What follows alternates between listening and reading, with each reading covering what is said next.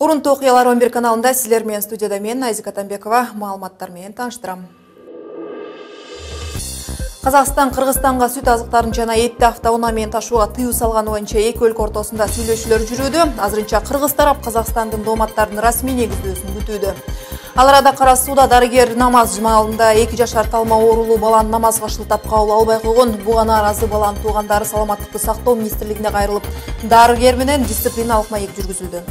Жана ошондой эле Өзбекстан туристтер үчүн 27 өлкө жарандары үчүн визалык каттамды жокко чыгарууну кечеңдетти. Визасыз каттам эми 2021 жылы гана ишке ашмай болду. Ушул жана башка жаңылыктар эми кененирээк.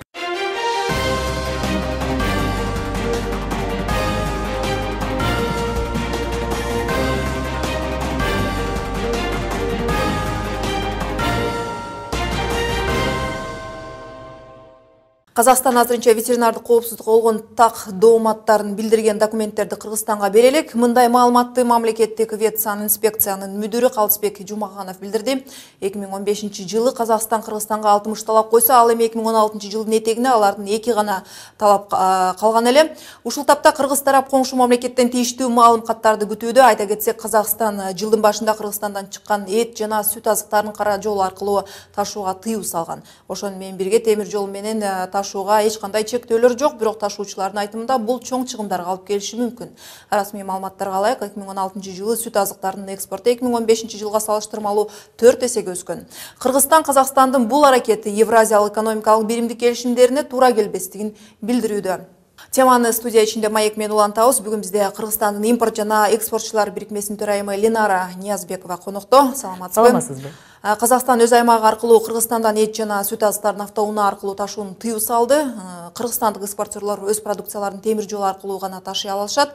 Казакстан тараптан бул тууралуу Кыргызстандын ветеринардык кызматына электрондук кат келгени белгилүү болду. Муну расмий эскертүү катары билдирүү деп эсептесе болобу? Айтсаңыз, Казакстан тарап эмне үчүн мындай жаңы чектөөлөрдү киргизип жатат деп ойлойсуз? Буну албетте сиз туура абдан жакшы бир суроо бердиңиз да.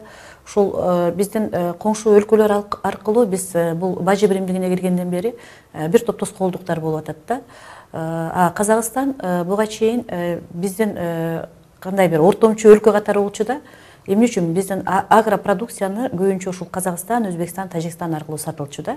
Албетте алар бүгүнкү күндө ушул өздөрүнүн позициясын эл аралык рынокто коргоо үчүн, ошондой эле бизди атаандаш катары көрүп аткандыктан ар кандай чектөөлөр менен балким бизге бир өздөрүнүн позициясын коргоосу келип атат деп ойлойбуз да. Бирок сиз туура айтасыз. Бул бир эле кандайдыр бир электрондук билдирүү менен гана чектеле турган маселе эмес. Анткени дегенде бажы биримдигинин алкагында, бажы биримдигине кирген өлкөлөр ортосунда атайын макулдашуулар бар. Кызматташуу боюнча менимче ошол макулдашуулардын ошол бажы биримдигинин алкагындагы мыйзам ченемдүү бул товар айландыруунун өзүнүн чен өлчөмдөрү бар. Менимче ошол негизде чечиле турган нерсе да. Бирок сүт азыктарын тиги автомашина аркылуу эмес, бул темир жол аркылуу кетиресиңер деген кандайдыр бир бизге айтылган сунуш, албетте бул логикага ылайык келбеген, кандайдыр бир атайын бир чагымчылдык дейбизби, атайын бут тосуучулук дейбизби, ушуга окшогон бир акылга сыйбаган нерсе да. Анткени Кыргызстан өзүнүн экспортко чыга турган азыктарын кандай транспорт менен алып бара тургандыгын мамлекет катары менимче өзү чечүүгө укугу бар. Эгер казак тарап жаңы чектөөлөрдү албаса, кыргызстандык сыртка өз продукцияларын ташыган ишкерлер чыгымдарды тартат, анын жыйынтыгы кандай болушу мүмкүн? Сиз билесиз, биз 25 жылдан бери эле ушул коңшу өлкөлөрүбүзгө бир эле мыйзамдын чегинде эмес, адамгерчиликтин чегинде дагы мамиле жасап келебиз да. Биздин кыргыз мамлекетибизде ошол эле казакстандык ишкерлер дагы бир топ ишкердүүлүктөрүн алып барып жүрүшөт да. Бирок сиз өзүңүз баса белгилегендей, чындап эле ушундай тоскоолдуктар боло берсе, бир эле ишкер жаатындагы эмес, өндүрүшүбүз дагы кандайдыр бир чыгымдарга учурашы мүмкүн.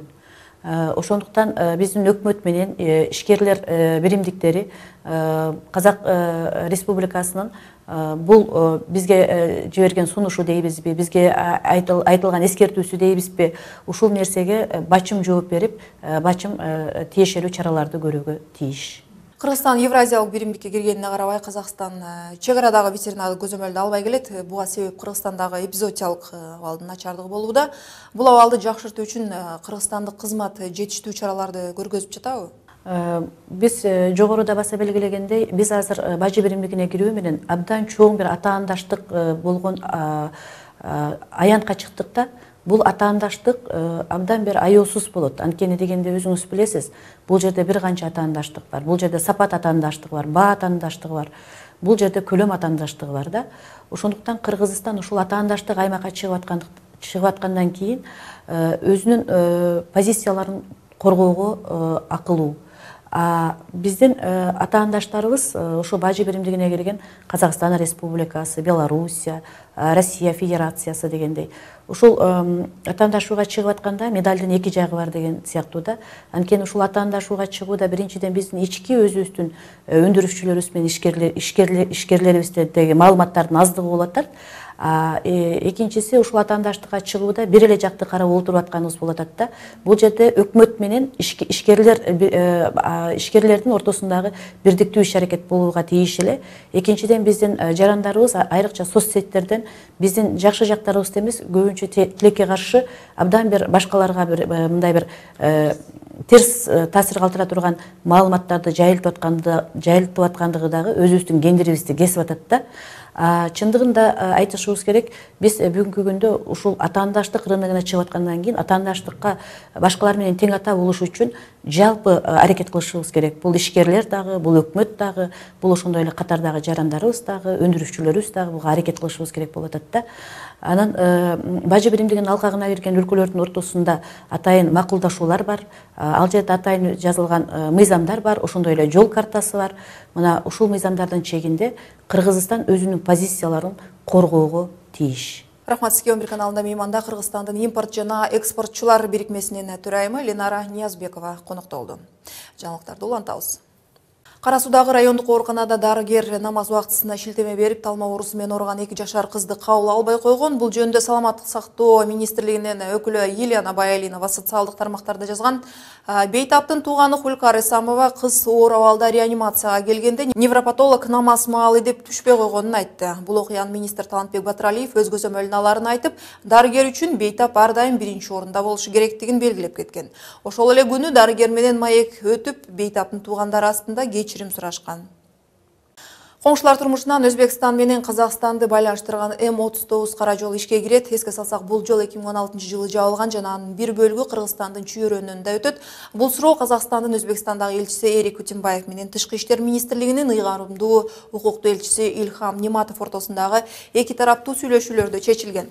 Расмий маалыматка ылайык, кара жол ишке киргизилгенден соң анда атайын салык салынбаган товарларды көзөмөлдөө кызмат курулат.